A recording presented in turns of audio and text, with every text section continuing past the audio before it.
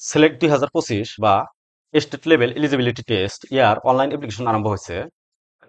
ইয়ার online করতে কি কি ডকুমেন্ট লাগিব, ইম্পৰ্টেণ্ট ডেট, ক'ৰ পৰা সিলেবাস ডাউনলোড কৰিব, ইয়াৰ ফিজ কিমান, এই সকলোবিলাক ডিটেইলছ এই ভিডিঅ'ত আলোচনা কৰিম। ভিডিঅ'টো চাই থাকিব। আহক মোৰ কম্পিউটাৰ স্ক্ৰীনত গুগল অপেন কৰি সাৰ্চ কৰিব সিলেক্ট বাবু প্ৰিণ্টাৰ্ছ। তলত আহিব ইয়াতে সিলেক্ট এক্সাম লেটেষ্ট নোটিছ, ইয়াতে ক্লিক কৰিব। এনেকুৱা ইণ্টাৰফেচ আহিব, বা আপুনি গুগলত যায় সাৰ্চ কৰিব বাবু প্ৰিণ্টাৰ্ছ।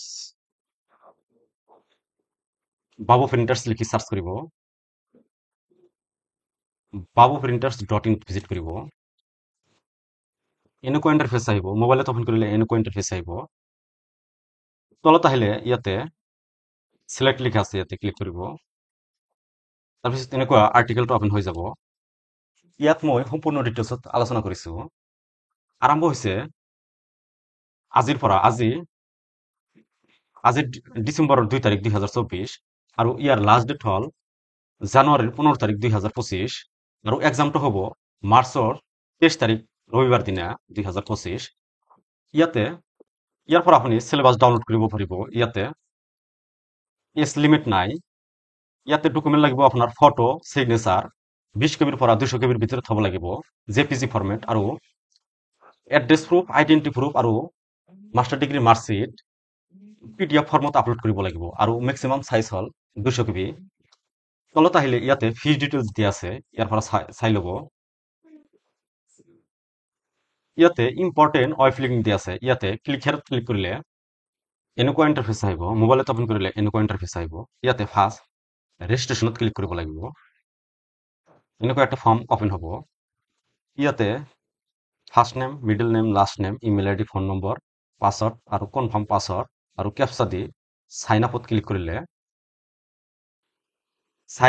কৰিলে এনেকুৱা অটিপি দিয়াৰ দুটা বক্স আহিব। ইয়াতে ফাৰ্ষ্ট ইমেইল আইডিৰ অটিপিটো ইয়াতে দিব, আৰু ইয়াতে আপোনাৰ ফোন নম্বৰত যিটো অটিপি আহিব ইয়াতে দিব। ভেৰিফাইত ক্লিক কৰিব। এনেকুৱা সাকসেসফুলৰ এটা মেছেজ আহিব।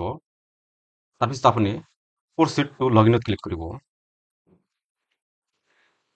ইয়াতে আপোনাৰ ইমেইল আইডি আৰু ইয়াতে যিটো পাছৱৰ্ড দিছে আৰু কেপচা দি লগইনত ক্লিক কৰিব। এতিয়া লগইন হোৱাৰ পিছত এনেকুৱা ইণ্টাৰফেচ আহিব। ইয়াতে এপ্লাই নাও লিখা আছে, ইয়াতে ক্লিক কৰিব। ক্লিক কৰাৰ পিছত এনেকুৱা ইণ্টাৰফেচ আহিব। ইয়াতে তলত ভিজিট প্ৰফাইল সেকশনত ক্লিক কৰিব। তাৰপিছত এনেকুৱা এটা ফৰ্ম ওলাই যাব। ইয়াতে বেসিক ডিটেইলছ দিয়া আছে। ইয়াতে আপোনাৰ বেসিক ডিটেইলছ দিব লাগিব। ইয়াতে আপোনাৰ কেটেগৰিটো ইয়াৰ পৰা সিলেক্ট কৰি দিব। তাৰপিছত ইয়াতে আপোনাৰ এড্ৰেছটো দিব। এড্ৰেছটো পাৰ্মানেণ্ট এড্ৰেছ আৰু প্ৰেজেন্ট এড্ৰেছ সেম হলে ইয়াতে চেক বক্সত ক্লিক কৰি দিব। তাৰপিছত সেভ এণ্ড নেক্সটত ক্লিক কৰিব। সেভ এণ্ড কণ্টিনিউত ক্লিক কৰিলে এনেকুৱা এটা বক্স ওলাব। ইয়াতে ইয়েছ প্ৰচিডত ক্লিক কৰিব। এনেকুৱা সাকসেসফুল মেছেজ আহিব। ইয়াতে এডুকেশ্যন কোৱালিফিকেশ্যন, ইয়াতে আপোনাৰ মাষ্টাৰ ডিগ্ৰী ক্লিয়াৰ হলে পাছ লিখিব। যদি এপিয়াৰ হয় তেনেহলে তলৰ এইটো সিলেক্ট কৰি দিব, এপিয়াৰিং। সেভ এণ্ড কণ্টিনিউত ক্লিক কৰিব। ইয়েছ কৰি দিব। তাৰপিছত ডকুমেন্ট আপলোডৰ সেকশনটা আহি যাব। ইয়াতে আপোনাৰ ফটো আপলোড কৰিব লাগিব, সিগনেচাৰ, এড্ৰেছ প্ৰুফত আপোনাৰ আধাৰ কাৰ্ড বা ভোটাৰ আইডি কাৰ্ড আপলোড কৰিব। ইয়াতেও আধাৰ কাৰ্ড বা ভোটাৰ আইডি কাৰ্ড আপলোড কৰিলে হৈ যাব। ইয়াতে আপোনাৰ মাষ্টাৰ ডিগ্ৰীৰ মাৰ্কশ্বিট বা চাৰ্টিফিকেট ইয়াতে আপলোড কৰিব। আপলোডৰ বুটাম আছে, ইয়াতে ক্লিক কৰিব বুটামত। এনেকুৱা বক্স ওপেন হ'ব। ইয়াতে চুজ ফাইলত ক্লিক কৰিব। ইয়াৰ পৰা আপোনাৰ ফটো সিলেক্ট কৰি দিব। আপলোডত ক্লিক কৰিব। এনেকুৱাকৈ আপলোড হৈ যাব। এনেকুৱাকৈ গোটেই ডকুমেন্ট আপলোড কৰিব। ডকুমেন্ট গোটেইকেইটা আপলোড হৈ গৈছে। তাৰপিছত আপুনি ওপৰত আহিব। ইয়াতে আপোনাৰ নাম লিখা থাকিব, ইয়াতে ক্লিক কৰিব। ইয়াতে ডাশবোৰ্ডত ক্লিক কৰিব।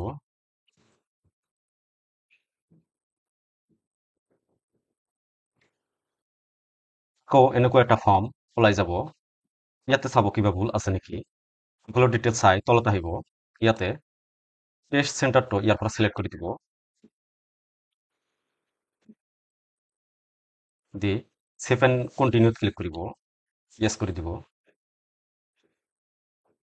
ইয়াতে কণ্টিনিউ টু পেমেন্ট লিখা আছে। ইয়াতে ইয়াতে ক্লিক কৰিলে আপোনাৰ পেমেণ্ট অপশ্যনটো আহি যাব। আপোনাৰ ফোনপে বা গুগল পে বা এটিএমৰ সহায়ত আপুনি পেমেণ্ট কৰি দিব পাৰিব। আৰু পেমেণ্ট কৰাৰ পিছত এটা PDF ফাইল ডাউনলোড কৰিব পাৰিব। ডাছবৰ্ডত ক্লিক কৰিলে আপোনাৰ ইয়াতে এটা ভিউ এপ্লিকেশ্যন বা ডাউনলোড আপোনাৰ কনফাৰ্মেশ্যন পেজ থাকিব, এইটো ডাউনলোড কৰিব পাৰিব।